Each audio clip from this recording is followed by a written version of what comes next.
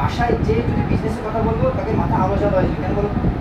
স্থানীয় পড়াশোনা করতে বিজনেস বলে তার মানে মনে মধ্যে লাখ টাকা বিশাল দায়িত্ব বড় কিছু। আসলে যদি হঠাৎ করে বিজনেস করে বলো কি মনে করবে সে? এখন যদি আমি একটা ছোট বিজনেসের কথাও বলি সবাই বলতে পারি বাবারে, যেমন আমি কুয়েটে থাকতে আমাদের বড় ভাই ছোটবেলার থেকে তো বিজনেসের কথা বলি, তার দ্বিতীয় মানুষের কথা বলি না। বাবা আমি পড়াশোনা করছি, বিজনেসে লাখ লাখ টাকার ব্যাপার আমাদের এখন সম্ভব না। তিনি কখনোই শেষে ভুলে বলেন ডিটেলসে যে এই বিষয় আমাদের আদৌ কি সম্ভব হবে বিজনেসটা করা? এটা তো সম্ভব হবে না। এই যেটা হচ্ছে বড় জিনিস, ঠিক আছে? বিজনেস বললে অনেকে মাথার মধ্যে অনেকের মধ্যে একটা কাজ করতে পারো, প্রত্যেকে নিজ নিজ জায়গা থেকে নিজ নিজ পরিবারে যে প্রয়োজনীয় পণ্যগুলো লাগে সেগুলো রিপ্লেস করে ফেলো।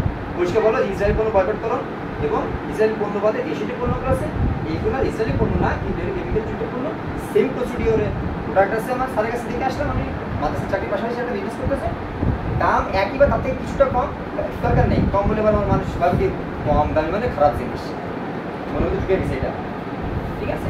যে আমার এই যে প্রোডাক্ট তার থেকে একই দাম কিন্তু অর্গানিক প্রোডাক্ট, ভালো জিনিস, এগুলো ব্যবহার করতে পারি। এবং পরিবার আগে ব্যবহার করো, যখন পরিবার বলে হ্যাঁ সাজিব হ্যাঁ মোবাইলটা ভালো জিনিস নিয়ে আসছো, তখন বলছে হ্যাঁ এটা ভালো ভালো জিনিস, আমি ভাবতেছি যে পড়াশোনার পাশাপাশি আমি এটা নিয়ে বিজনেস নামতে চাই। কথা কি ক্লিয়ার? কথা কি বোঝা যাবে কি বলেছি?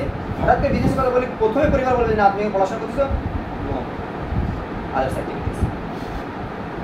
কথাটা ক্লিয়ার হয়েছে? প্রথমে নিজে ব্যবহার করো। আর দেখেন ডাক্তার লিম তিনি কিন্তু একজন মুসলিম নন, কিন্তু তার বিজনেসের নীতি কিন্তু মুসলমানদের নীতি। কেন বলেন তো? ডাক্তার লিম অ্যাট ফার্স্ট বলে ইউজ ফার্স্ট, আমাদের একটা স্লোগান আছে use first and share benefit. আগে নিজে ব্যবহার করবেন, যদি উপকার পান এটা আপনি অন্য কাছে শেয়ার করবেন। কোন ব্যবসায়ী আছে আপনাকে এটা বলবে যে আগে আমার কোম্পানি ব্যবহার করে দেখেন, ভালো লাগে ডিস্ট্রিবিউটারশিপ নিয়ে?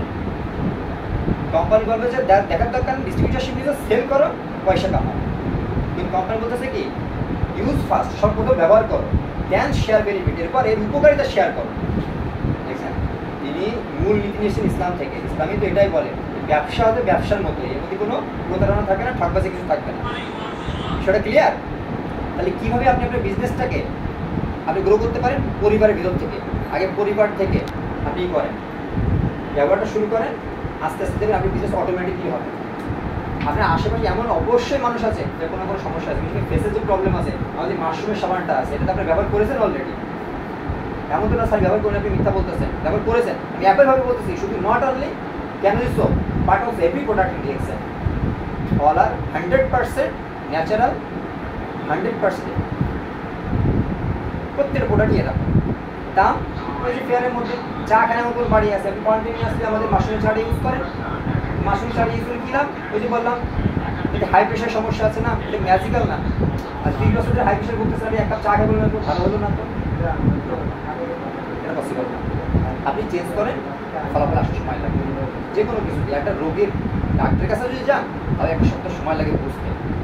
আপনি আপনার ব্র্যান্ড চেঞ্জ করো, লাইফ চেঞ্জ করো, পরিষ্কার কথা এটা। ব্র্যান্ড পরিবর্তন করো, লাইফ পরিবর্তন করে চলো। এটা আসলে কোনো কোম্পানি এই সুযোগ কখনোই দেবে না, ঠিক আছে?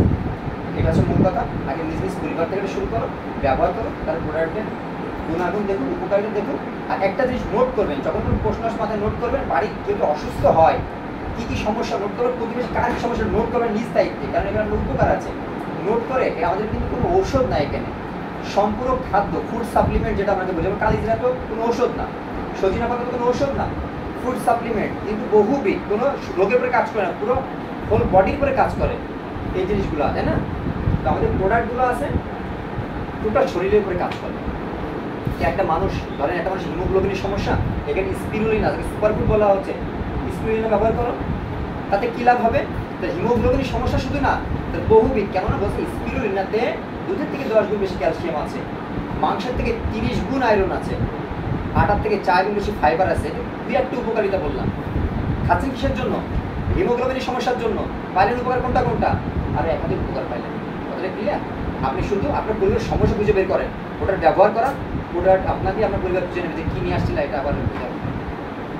আমি আবারও বলি, যদি উপকার না পায় সে কোনো দিনও ওই জিনিস চাইবে না, তাই না?